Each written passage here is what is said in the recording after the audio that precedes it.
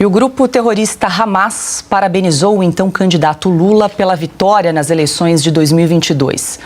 Na época, os extremistas islâmicos afirmaram que a eleição de Lula era uma vitória para todos os povos oprimidos ao redor do mundo, particularmente o povo palestino, abre aspas. Ele é conhecido por seu forte e contínuo apoio aos palestinos em todos os fóruns internacionais, fecha aspas. Na época, Lula não comentou o apoio, Paulo. Ele não comentou porque ele é covarde, né? Mas ele comemorou, com certeza, com certeza. E essa ligação do Hamas com o Lula, com a esquerda brasileira, né, vamos dizer assim, ela tem uma questão de identidade. Ambos são movimentos de ruptura. O Hamas é um movimento de ruptura violenta. A esquerda brasileira, ela nasce assim, essa nova esquerda brasileira, ela nasce com isso, com um pensamento revolucionário, e muitos dos quadros, inclusive os atuais quadros, participaram de luta armada, cometeram crimes, assassinaram pessoas. Então há aí um reconhecimento de legitimidade, inclusive nos meios de ação que são empregados pelo Hamas. O Lula, na sua experiência anterior no governo, depois da dona Dilma Rousseff, como bem o Hamas colocou na nota deles de apoio ao Lula, ele sempre teve, não a favor da Palestina, teve contra Israel o tempo inteiro. A esquerda brasileira tem esse viés. Eu, como deputado, tive a oportunidade de relatar alguns acordos de cooperação entre o Brasil e o Estado de Israel. Sempre encontrava resistência na esquerda no parlamento. Obstrução de todo tipo, votação contra, independente do mérito. Acordo de cooperação científica entre universidade e tal com Israel não pode. Eles têm que se levantar contrariamente, porque eles estão ao lado de todos os movimentos de desestabilização. A escória do mundo, que tenta desestabilizar qualquer ordem posta em regiões, vai encontrar respaldo na esquerda brasileira, porque isso está no software do nosso esquerdista padrão. Então, seria estranho, infelizmente, se essa identificação não ocorresse. Quem exalta Marighella, por questão de coerência, vai estar sempre do ladinho do Hamas.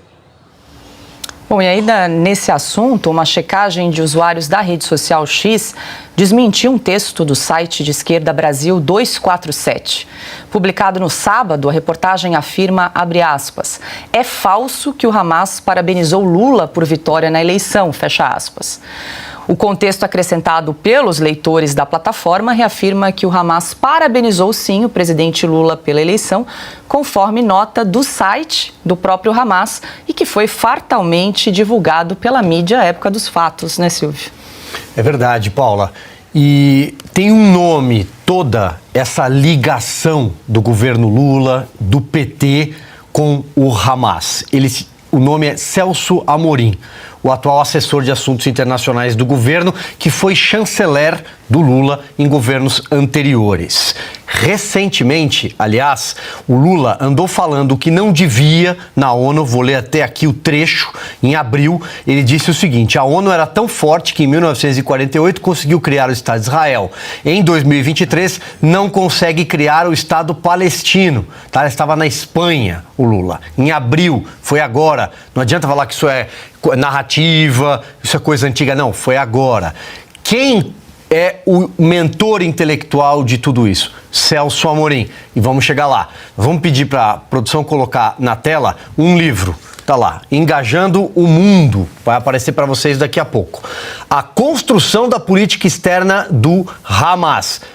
Política externa do Hamas nós estamos assistindo agora. Estarrecidos, chocados com as cenas que nós, infelizmente, temos de presenciar de terrorismo. Terrorismo é a política externa do Hamas.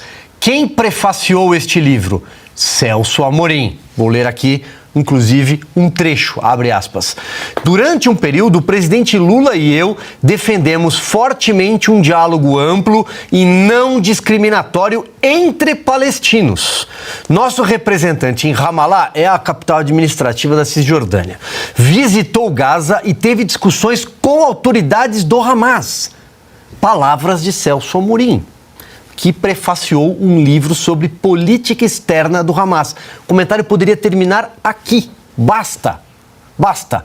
Então, como bem disse a Aline, nossa entrevistada agora há pouco, que vive há anos em Israel, é preciso uma resposta clara e direta do governo brasileiro condenando o que aconteceu. Não houve essa reação brasileira clara e direta, chamando de terroristas. Não houve essa condenação. Os ministros se manifestaram hoje, inclusive, vi uma declaração do ministro do Trabalho, Luiz Marinho. Todas as frases têm um mas, tem uma conjunção adversativa em todas as declarações, até na própria declaração do presidente, feita por escrito no final de semana. Cadê aqueles deputados do PSOL, do PT, do PCdoB, que assinam manifestos pró-Hamas? É impossível legitimar um grupo. E olha, eu tenho dificuldade até para falar grupo para se referir a eles, que mataram a sangue frio homens, mulheres, sequestraram crianças. O Benjamin Netanyahu escreveu isso e também falou, está no Twitter, quem quiser, no X, quem quiser. Crianças foram amarradas e queimadas. Isso é uma barbárie, é difícil até de falar, de comentar isso diante de uma câmera. E aí vão passar pano. Olha, de verdade, não dá, né? Silvio, nós